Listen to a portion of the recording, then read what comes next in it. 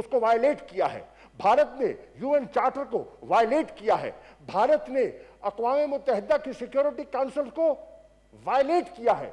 भारत जो है human rights council की इतला के मुताबिक जो ह्यूमन राइट्स कमिश्नर है वो 2 रिपोर्टें आ चुकी है, 18, 19, और कोशिश कर रहे हैं 20वीं भी आए, सन 2020 में 3री भी आए। उन हवालों से भारत को हमने एक्सपोज किया है और करेंगे, ओआईसी में किया है। और आज पाकिस्तान अकेला नहीं है, आज भारत की कैफियत जनाब चेयरमैन ये है कि 5 अगस्त का जो फैसला है जिसको पाकिस्तान की कौम ने और आप सब ने, गवर्नमेंट, अपोजिशन, सब ने मिलकर मुत्तफिका करारदाद से मुस्तरद किया, आज चीन भी उसको मुस्तरद कर चुका है। और चीन कह रहा है कि 5 अगस्त का जो आपका भारत का फैसला है पाकिस्तान को तो कबूल नहीं था, मुझे भी कबूल नहीं है। और उसका जिंदा मिसाल जनाब चेयरमैन आज लद्दाख में आज क्या हो रहा है, आज हिंदुस्तान के जो लाशें उठ रही हैं जवानों की और सोल्जर्स की, कैसे हो रहा है। So there is a dramatic shift in the region. आज चीन खुलकर भारत के खिलाफ मैदान में उतर आया है। 50 सालों के बाद, 50 सालों के बाद घूसे नहीं हुए, पीपल हैव लाइव्स। खूनी ये झगड़ा अब खूनी शक्ल अख्तियार कर गया है। और चीन अपने मौके पे, कल मेरी चीन के वजीर खारजा से गुफ्तगू हो रही थी on BRI virtual conference. So I know कि चीन की क्या सूरत हाल है, चीन की क्या सोच है। आज नेपाल जो समझा जाता था बिल्कुल उनके शिकंजे में है, आज नेपाल कह रहा है ये इलाके जो हैं भारत तुम्हारे नहीं हैं, हमारे हैं। आज नेपाल उसके खिलाफ है, आज चीन उसके आवाज बोल रहा है, आज पाकिस्तान उनको एतराज कर रहा है, आज श्रीलंका के एतराजात हैं। और आज आपके इल्म में होना चाहिए कि भूटान और बहुत से लोग हैं, वो कैफियत नहीं है। आज अफगानिस्तान भी सोचता है कि वहां अमन के मसले में और रिकंसिलिएशन में रखना अंदाजी कर रहा है। भारत जनाब चेयरमैन आइसोलेट हो रहा है, भारत दबाव में आ चुका है। भारत कोरोना के बाद उसका जो माली दिवालियापन के करीब है, और क्योंकि उनकी इंटरनेशनल एक्सपोजर हमसे कहीं ज्यादा था, they were more connected to the international financial markets. Obviously हमसे बड़ा मुल्क है, हमसे बड़ी मईशत है और हमसे ज्यादा नुकसान हो रहा है।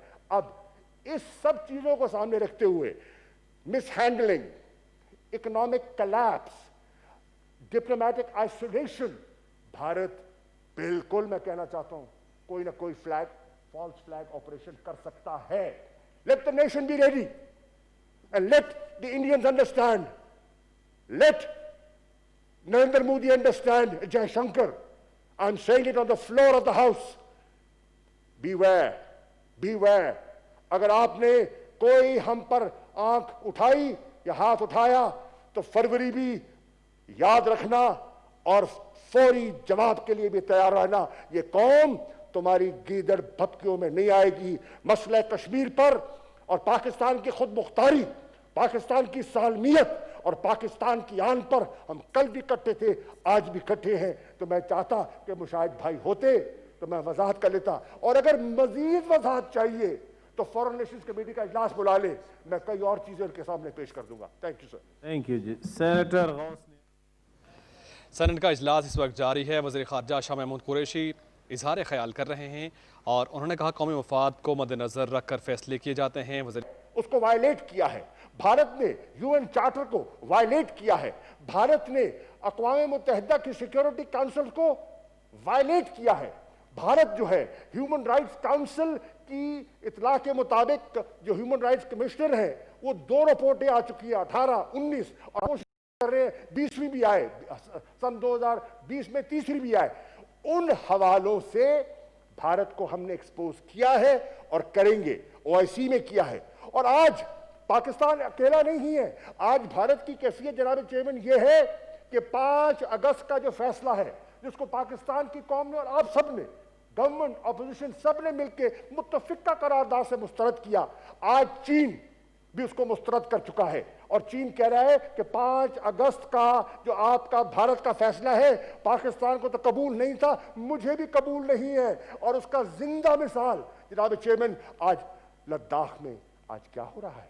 आज हिंदुस्तान की जो लाशें उठ रही हैं जवानों की और सोल्जर्स की, कैसे हो रहा है? So there is a dramatic shift in the region. आज चीन खुलकर भारत के खिलाफ मैदान में उतर आया है। 50 सालों के बाद, 50 सालों के बाद घूसे नहीं हुए। People have lives. खूनी, ये झगड़ा अब खूनी शक्ल अख्तियार कर गया है। और चीन अपने मौके पे, कल मेरी चीन के वजीर खारजा से गुफ्तगू हो रही थी on BRI virtual conference. So I know कि चीन की क्या सूरत हाल है, चीन की क्या सोच है। आज नेपाल जो समझा जाता था बिल्कुल उनके शिकंजे में है, आज नेपाल कह रहा है ये इलाके जो हैं भारत तुम्हारे नहीं हैं, हमारे हैं। आज नेपाल उसके खिलाफ है, आज चीन उसके आवाज बोल रहा है, आज पाकिस्तान उनको एतराज कर रहा है, आज श्रीलंका के एतराजात हैं। और आज आपके इल्म में होना चाहिए कि भूटान और बहुत से लोग हैं, वो कैफियत नहीं है। आज अफगानिस्तान भी सोचता है कि वहां अमन के मसले में और रिकन्सिलिएशन में रखना अंदाजी कर रहा है। भारत जनाब चेयरमैन आइसोलेट हो रहा है, भारत दबाव में आ चुका है। भारत कोरोना के बाद उसका जो माली दिवालियापन के करीब है, और क्योंकि उनकी इंटरनेशनल एक्सपोजर हमसे कहीं ज्यादा था, they were more connected to the international financial markets. Obviously हमसे बड़ा मुल्क है, हमसे बड़ी मईशत है और हमसे ज्यादा नुकसान हो रहा है। अब इस सब चीजों को सामने रखते हुए mishandling, economic collapse, diplomatic isolation, Bharat बिल्कुल, मैं कहना चाहता हूं, कोई ना कोई फॉल्स फ्लैग ऑपरेशन कर सकता है। Let the nation be ready and let the Indians understand, let Narendra Modi understand, Jaishankar, I am saying it on the floor of the house, beware, beware. अगर आपने कोई हम पर आंख उठाई या हाथ उठाया तो फरवरी भी याद रखना और फौरी जवाब के लिए भी तैयार रहना। ये कौम तुम्हारी गीदड़ भपकियों में नहीं आएगी। मसला कश्मीर पर और पाकिस्तान की खुद मुख्तारी, पाकिस्तान की सालमियत और पाकिस्तान की आन पर हम कल भी इकट्ठे थे, आज भी इकट्ठे हैं। तो मैं चाहता कि मुशाहिद भाई होते तो मैं वजाहत कर लेता, और अगर मजीद वजाहत चाहिए तो फॉरेन रिलेशंस कमेटी का इजलास बुला ले, मैं कई और चीजें उनके सामने पेश कर दूंगा। Thank you sir. Thank you ji. Senator Ghaus ने सेनेट का इजलास इस वक्त जारी है। वज़ीर ख़ारजा शाह महमूद कुरैशी इजहार ख्याल कर रहे हैं और उन्होंने कहा कौमी मफाद को मद्देनजर रखकर फैसले किए जाते हैं। लाइव्स, खूनी, ये झगड़ा अब खूनी शक्ल अख्तियार कर गया है। और चीन अपने मौके पे, कल मेरी चीन के वजीर खारजा से गुफ्तगू हो रही थी on BRI virtual conference. So I know कि चीन की क्या सूरत हाल है, चीन की क्या सोच है। आज नेपाल जो समझा जाता था बिल्कुल उनके शिकंजे में है, आज नेपाल कह रहा है ये इलाके जो हैं भारत तुम्हारे नहीं हैं, हमारे हैं।